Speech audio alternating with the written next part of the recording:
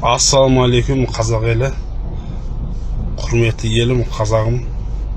Өзім ойлаймын да, Қазақстанда жүрген басқа ұлт өкілдері, дүңғандарың бар, ұйғырларың бар, өзбектерің бар, орыстарың бар, ұлттардың бәрін айтарымша, қазақтың намы тәтті, суын ішіп жүр, суы тәтті.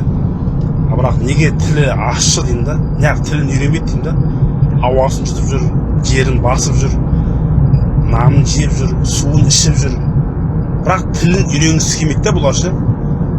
Бұлар біздің тілді құрметтемейді, өйткені бізді сыйламайды. Сол үшін құрметті қазақ елі, өз тілімізді өзіміз қай жерге барсақ та өз ана тілімізде сөйлеп, өз тілімізді өзіміз қорғамасақ, өз тілімізде өзіміз сөйлемесек, басқа ешкім біздің тілде сөйлемейді, сөйлегісі де келмейді. Сол үшін бәріңізге өз ана тілімізде сөйлейік, балдарымызды үйретейік, білмейтіндер болса. Қай жерде болсын өз ана тілімізде сөйлеп, тілімізді құрметтейік, өзін дінімізді құрметтейік, салт дәстүрімізді құрметтейік. Сол кезде біз қазақ болып сақталамыз. Біз өз тілімізді, өз салт дәстүрімізді, өз ана тілімізді, өзіміздің дінімізді құрметтемесек, біз жұтылып кетеміз.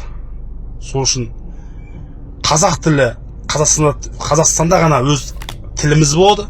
Басқа елде, Францияда, Россияда біздің тілімізді вообще қолданбайды да. Сол үшін өз тілімізді, өз жерімізде қолданайық, өз елімізде.